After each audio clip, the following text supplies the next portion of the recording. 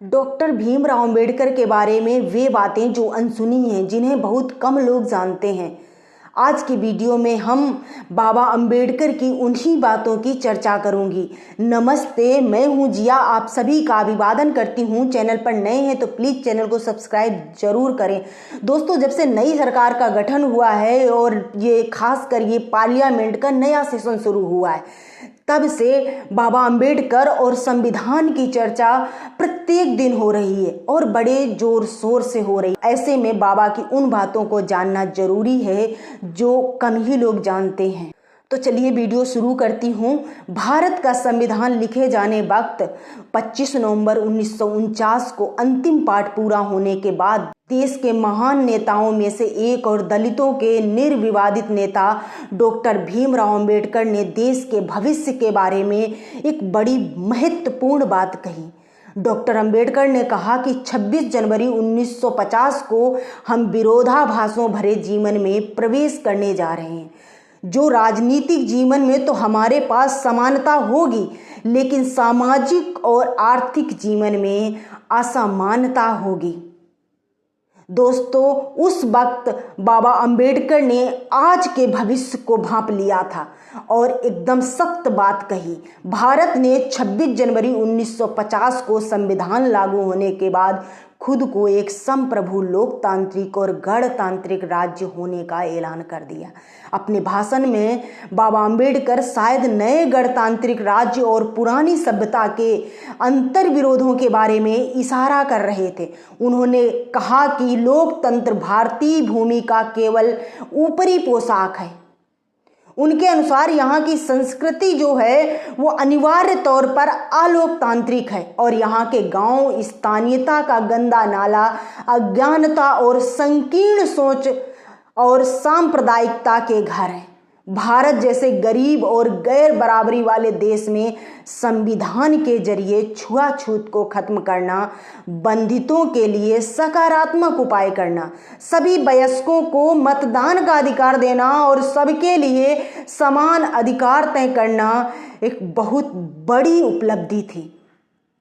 ये उस देश में हुआ जिसके बारे में महान जर्मन दार्शनिक हीगल ने कहा था कि भारत लगातार जड़ और स्थिरता की तरफ बढ़ रहा है। 299 सदस्यों वाली संविधान सभा ने 1946 से 1949 के बीच के उथल पुथल भरे 3 सालों में काम किया।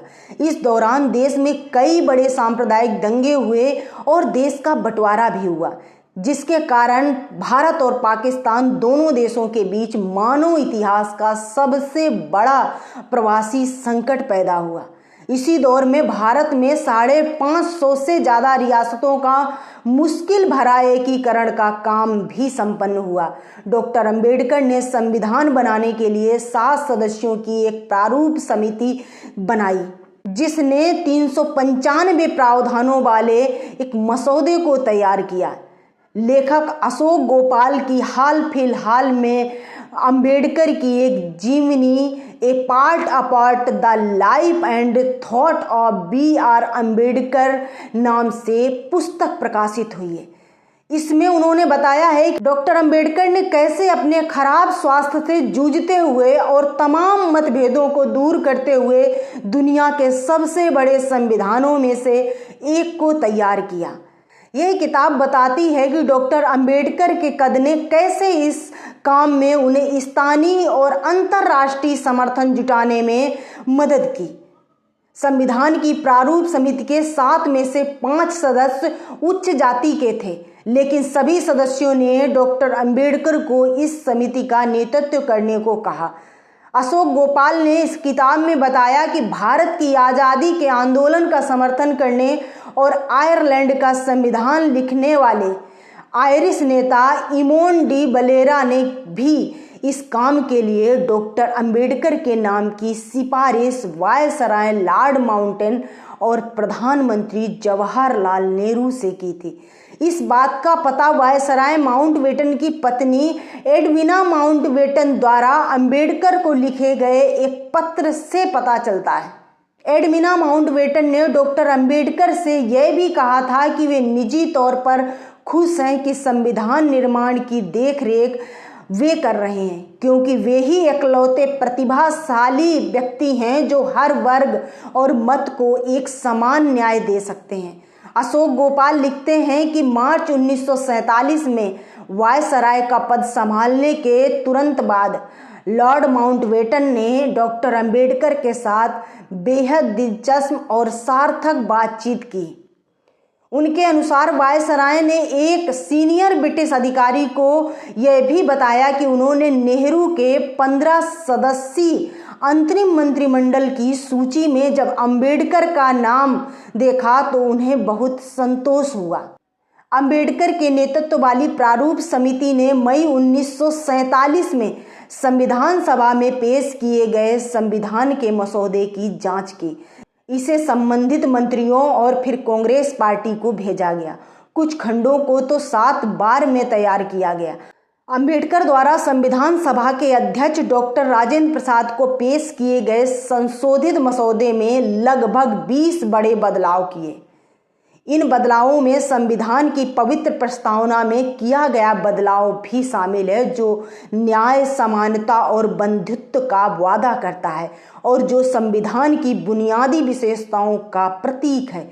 चिंतन आकाश सिंह राठौर की किताब Ambedkar's preamble a secret history of the constitution of India की एक बात का जिक्र अशोक गोपाल ने अपनी किताब में किया है। उनके अनुसार संविधान की मूल प्रस्तावना में बंधुत्व शब्द का जोड़ा जाना और इसका बाकी भाग भी वाकई करिश्माई और 81 शब्दों का एक ऐतिहासिक सेट है, जिसका योगदान पूरी तरीके से बाबा अंबेडकर को जाता है। डायबिटीज और ब्लड प्रेशर पीड़ित होने के बावजूद भी डॉक्टर अंबेडकर ने संविधान तैयार करने में काफ़ी श्रम किया। संविधान सभा में लगभग 100 दिनों तक खड़े होकर उन्होंने धैर्यपूर्वक हर खंड को समझाया और कारण बताए या सुझाए गए हर संशोधनों को अस्वीकार किया। संविधान सभा की बैठकों में सभी सदस्य मौजूद नहीं रहे। प्रारूप समिति के एक सदस्य टीटी कृष्णामाचारी ने नवंबर 1948 में संविधान सभा में कहा कि मृत्यु, बीमारी और अन्य व्यस्तताओं के कारण अधिकांश सदस्य पर्याप्त योगदान नहीं कर सके, जिसकी वजह से यह संविधान तैयार करने का बोझ डॉक्टर अंबेडकर पर आ गया। संविधान के मसौदे में 7500 से अधिक संशोधन सुझाए गए, जिनमें से लगभग 2500 को ही स्वीकार किया गया। डॉक्टर अंबेडकर ने सीनियर सिविल सेवक एस.एन. मुखर्जी को एक प्रारूप निर्माण का मुख्य श्रेय दिया, जिनके पास कानून के सबसे जटिल प्रस्तावों को भी बिल्कुल आसान ढंग से रखने की क्षमता थी। भारत के दलित समुदाय के नायक के तौर पर विद्रोही छवि होने के बावजूद डॉक्टर अंबेडकर ने सबके हितों का ध्यान रखा। अल्पसंख्यकों के लिए अलग निर्वाचन मंडल की उनकी मांग भी खारिज हो गई। साथ ही संविधान के उद्देश्यों में समाजवाद शब्द का उल्लेख नहीं किया गया। 9 दिसंबर 1946 को जब संविधान सभा की पहली बैठक हुई तो डॉक्टर अंबेडकर ने कहा, मैं जानता हूं कि आज हम राजनीतिक, सामाजिक और आर्थिक रूप से बटे हुए हैं। हम लड़ते हुए खेमों का समूह हैं। मैं यहाँ तक स्वीकार करता हूँ कि शायद मैं भी ऐसे खेमों के नेताओं में से एक हूँ। गोपाल कहते हैं कि इन बातों से पुष्टि होती है कि बाबा अंबेडकर भारत के संविधान के प्रमुख वास्तुकार थे। उनके पास एक सुंदर, बेहतरीन नजरिया था और उन्होंने संविधान के हर भाग को अंतिम रूप देने में अपना पूरा योगदान दिया। दिसंबर 1956 को 63 साल की उम्र में अंबेडकर के निधन के थोड़ी देर बाद प्रधानमंत्री पंडित जवाहरलाल नेहरू ने भी कहा, संविधान बनाने में डॉक्टर अंबेडकर से ज़्यादा ध्यान किसी और ने नहीं दिया और ना ही किसी और ने उतनी परेशानी उठाई। संविधान बनने के 75 साल बाद भारत का विशाल और विविध लोकतंत्र गंभीर चुनौतियों से जूझने के लिए एक साथ खड़ा है।